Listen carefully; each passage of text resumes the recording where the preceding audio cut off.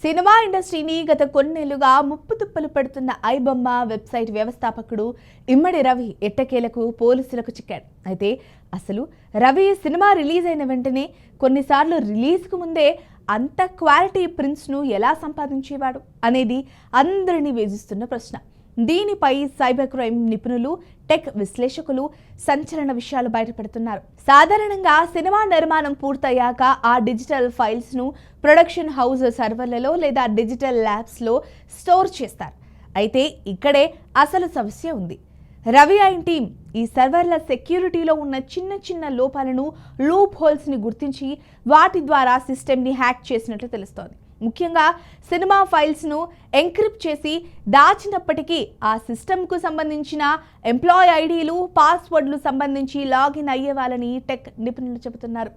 సాధారణంగా సినిమా నిర్మాణం పూర్తయ్యాక ఆ డిజిటల్ ఫైల్స్ను ప్రొడక్షన్ హౌస్ సర్వర్లలో లేదా డిజిటల్ ల్యాబ్స్లో స్టోర్ చేస్తారు. అయితే ఇక్కడే అసలు సమస్య. రవి అండ్ టీమ్ ఈ సర్వర్ల సెక్యూరిటీలో ఉన్న చిన్న చిన్న లోపాలను, లూప్ హోల్స్ని గుర్తించి వాటి ద్వారా సిస్టమ్ని హ్యాక్ చేసినట్టు తెలుస్తోంది.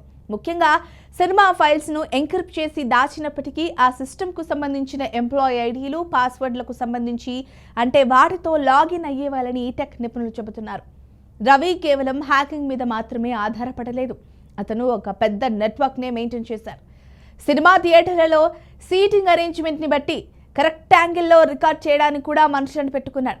కార్నర్స్ నుంచి తీస్తే యాంగిల్ సరిగ్గా రాదని మధ్యలో సీట్ బుక్ చేసుకొని మరీ రికార్డ్ చేసేవాళ్ళట. ఇందుకోసం కొన్ని స్పై యాప్స్ వాడేవారు. ఫోన్ స్క్రీన్ ఆఫ్లో ఉన్నా సరే బ్యాక్గ్రౌండ్లో కెమెరా ఆన్ అయి సినిమా రికార్డ్ అయ్యేలా ఈ యాప్స్ పనిచేస్తాయని నిపుణులు చెబుతున్నారు. ఇక ఓటీటీ ప్లాట్ఫామ్స్ నుంచి కంటెంట్ తీయడానికి రవి మరో పద్ధతి కూడా వాడాడు. మనం ఓటీటీలో సినిమా చూస్తున్నప్పుడు అది ఎన్క్రిప్టెడ్ స్ట్రీమ్గా వస్తుంది, అంటే ఎన్క్రిప్టెడ్ స్ట్రీమ్గా వస్తుంది. కానీ దాన్ని డీక్రిప్ట్ చేసి హై క్వాలిటీ ఫైల్గా మార్చే సాఫ్ట్వేర్లను రవి టీం ఉపయోగించిందని సమాచారం. ఐబొమ్మ సైట్ అంతా పాపులర్ అవ్వడానికి కారణం అక్కడుండే యూజర్ ఇంటర్ఫేస్. ఎలాంటి గందరగోళం లేకుండా క్లియర్గా, ఈజీగా సినిమా డౌన్లోడ్ చేసుకునే వెసులుబాటు ఉండటంతో జనం దానికి అలవాటు పడ్డారు. అయితే రవి చేసింది కేవలం పైరసీ మాత్రమే కాదు, డేటా చోరీ కూడా. ఫ్రీగా సినిమా చూపిస్తున్నాం కదా అని జనం ఎగబడి చూస్తుంటే అవి వెబ్సైట్ ద్వారా యూజర్ల పర్సనల్ డేటాను, బ్యాంకింగ్ వివరాలను సేకరించి సైబర్ నేరగాళ్లకు అమ్మేవాడని అనుమానాలున్నాయి. ఏదో ఒక లింక్ క్లిక్ చేయగానే మనకు తెలియకుండానే మన ఫోన్లోని సమాచారం వారి చేతుల్లోకి వెళ్తుంది. ఐబొమ్మ రవి అరెస్టుతో ఒక పెద్ద నెట్వర్క్ గుట్టురట్టయింది. కానీ టెక్నాలజీ ఉన్నంత కాలం ఇలాంటి లూప్ హోల్స్ ఉంటూనే ఉంటాయి.